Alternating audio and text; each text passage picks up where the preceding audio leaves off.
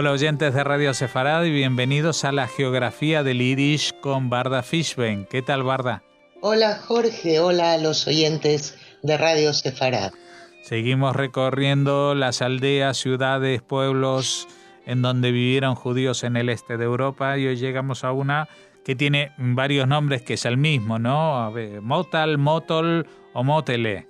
Exactamente. ¿Qué nos puedes contar de este pueblo? Bueno, efectivamente, Motol o Motal y en Yiddish conocido como Motele es un pueblecito, un shtetl que pertenece actualmente a Bielorrusia y está situado a unos 30 kilómetros al oeste de Pinsk, en la margen del río Yaselda. Era un pequeño shtetl que perteneció al Imperio Ruso hasta 1917 y entre las dos guerras mundiales a Polonia. Precisamente según una de las leyendas que intentan explicar su nombre, un judío de nombre Motl habría abierto una taberna en el cruce de varias rutas comerciales y alrededor de ese establecimiento se fue construyendo y habitándose por judíos este pueblecito. Otra versión estima que se debe al nombre de unas mariposas de esa región que se llaman motil, y esas mariposas eran usadas como cebo por los pescadores locales, por los pescadores del río mencionado. El primer documento escrito sobre judíos de Motal data de 1562 y allí leemos que se cita al recaudador de impuestos Fabish Yeskovich Kobrinsky, que tenía licencia para realizar esta tarea recaudatoria. Ya las siguientes menciones son del siglo XVII, con evidencias directas de la existencia de una comunidad judía organizada. Por ejemplo, el libro de actas de la cercana Pinsk, de la ciudad de Pinsk, por la que ya hemos recorrido, incluye información sobre dos documentos de agosto de 1652, y uno de los cuales resulta especialmente interesante, porque se trata de una queja presentada por el sacerdote de la iglesia de Motal, que declara que dos judíos lo han atacado y herido. Un conflicto que se habría suscitado porque los judíos estaban construyendo una casa en domingo, que es día de guardar para los cristianos. En el siglo XIX, la población judía de este pueblecito representaba un porcentaje significativo del total. En 1806 vivían 152 judíos en la localidad, 64 hombres y 88 mujeres según el censo. 5 años después ya había 222 y a finales del siglo del que estamos hablando, los judíos eran 1.354 sobre un total de 4.290 habitantes. La comunidad tenía un yohet, un matarife ritual, un rabino, 2 casas de oración, escuela, y a principios del siglo XX había allí 2 sinagogas.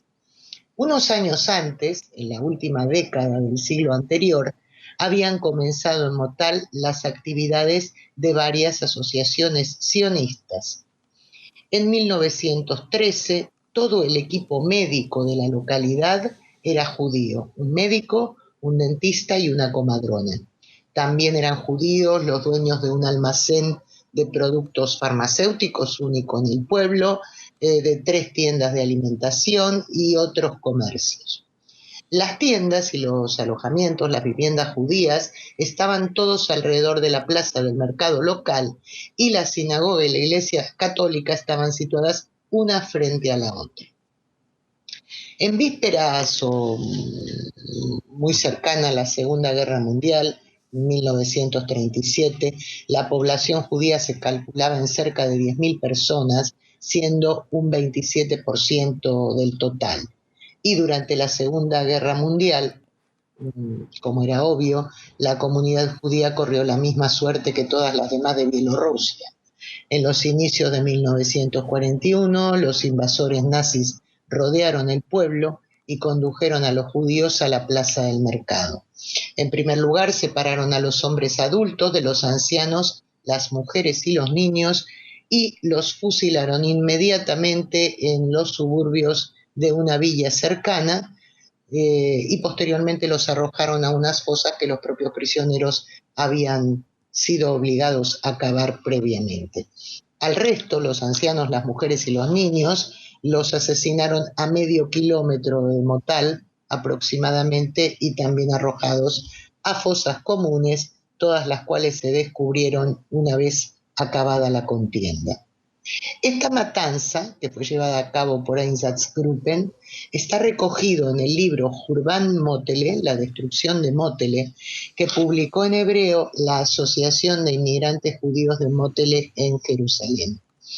Tiene 89 páginas y se da cuenta de todos esos sucesos que destruyeron completamente la comunidad en 1942. Pese a haber sido siempre muy pequeño, Štětele, es notable lo que personas nacidas allí dieron de sí para la historia moderna del judaísmo y del Estado de Israel. En primer lugar, la familia Weizmann, el más relevante de cuyos miembros fue Haim, el primer presidente del Estado de Israel. Su padre había llegado a Motal para instalarse en casa de unos parientes y estudiar la Torá. Allí conoció a Rohleye Gemerinskaya, con quien se casó cuando él tenía 16 años y ella 14. Tuvieron nada menos que 15 hijos, de los cuales Jaime era el tercero. El joven hizo sus estudios elementales en su propia casa, instruido por 2 maestros de Shtetl. A los 11 años lo enviaron a Pinsk para seguir su formación en el Gymnasium. Estudió allí durante 7 años y al graduarse ya toda la familia se había trasladado a Pinsk. Más tarde estudió química en Alemania y Suiza y se doctoró en esa disciplina cuando solo tenía 23 años. Presidente durante varios periodos de la Organización Sionista Mundial, en 1947 Chaim Weizmann fue miembro de la delegación judía que tuvo un activo papel en la Asamblea de las Naciones Unidas, donde se discutió la división de Palestina en 2 estados, uno árabe y el otro judío. Uno de sus méritos fue conseguir que el Negev, el sur de Israel, se incluyera en territorio israelí y asimismo consiguió el reconocimiento y la ayuda económica de Estados Unidos para comenzar a desarrollar el nuevo Estado. En primer lugar, se lo eligió como presidente del Consejo Temporal del Estado y en 1949 se convirtió, como hemos dicho antes, en el primer presidente del país. El más importante centro de investigación científica de Israel, situado en la localidad de Rehovot, lleva su nombre y él mismo está enterrado en los jardines que circundan el edificio. Pero no solo Haim fue una figura destacada de la familia Weizmann, también su hermana Gita Dunia Weizmann, una notable pianista y pedagoga musical de Israel, a donde emigró en 1911. Fue una de las fundadoras de la Escuela de Música de Haifa, que más tarde recibió su nombre, Conservatorio Dunia Weizmann. También enseñó música en Tel Aviv. Otro hermano, Moshe Weizmann, siguió los pasos de Jaime en la carrera científica, aunque comenzó estudiando agricultura en Kiev. Más tarde pasó a la química, que estudió en Ginebra. Se estableció en Palestina en 1924 y trabajó en la Universidad Hebrea de Jerusalén, primero como asistente, luego dirigió el laboratorio de química y más tarde también fue profesor en este centro. Otra hermana más, Anna Weizmann en este caso, siguió los pasos de los hermanos mayores en la ciencia y trabajó primero en varios centros de investigación de Europa, como en Londres o Moscú, entre otras ciudades, y cuando emigró a Israel en 1933, en el establecimiento de enseñanza que luego llevaría el nombre de Haim, antes llamado Instituto Zif. También oriundo de Motal, ya en este caso de otra familia, fue David Bartov, nacido David Gutensky, juez, diplomático y activista israelí. Fue presidente de Nativ, una institución perteneciente a la Cancillería, cuyo principal objetivo era mantener relaciones con los judíos que vivían en la Unión Soviética y otros países del este de Europa para coordinar su derecho a ser repatriados o emigrar a Israel. Estudió Derecho en la Universidad de Jerusalén y trabajó como asesor legal de los presidentes israelíes Chaim Weizmann, Yitzhak Ben-Zvi y Zalman Shazar, entre otros muchos cargos y misiones, tanto dentro como fuera del Estado, lo que le valió ser galardonado en 1991 con el premio David Ben-Gurión por su contribución a la repatriación de los judíos de la Unión Soviética. Otro nativo de Motal, muy importante también, David Bloch Blumenfeld, perteneció al movimiento sionista Poalei Zion y fue alcalde de Tel Aviv entre 1925 y 1927 y fue uno de los fundadores del partido de izquierdas Ahdut HaAvodah y también de la Histadrut, la Federación Sindical Israelí. Hay varias otras notables personalidades de Motal que hicieron carrera en la ciencia y en las artes, pero nos llevaría muchísimo tiempo mencionarlas y describir la labor de todas ellas. Sin embargo, no quisiera dejar de recordar a Leiser, más tarde Leonard Chess, que emigró a Chicago con su familia. Fue junto a su hermano el fundador de la compañía discográfica que lleva su nombre, continuadora de otra en la que había trabajado como empleado y que marcó un importante hito en la historia del blues y el rock and roll, brindándole oportunidades a los artistas afroamericanos que cultivaban estos géneros.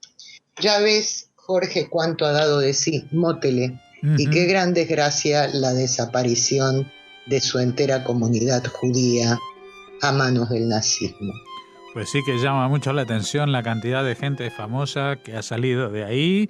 Lo último, por ejemplo, el último dato no lo desconocía, que el dueño, el fundador de Chess Records hubiera sido este judío, sí, también de Motal. Pues, sí, Leiser. Pues muchas gracias por habernos acercado a este punto de la geografía del Yiddish en Europa del Este. Y te invitamos, como siempre, a que dentro de 2 semanas volvamos a encontrarnos y a seguir hablando de otro sitio. Muy bien, hasta entonces, Jorge.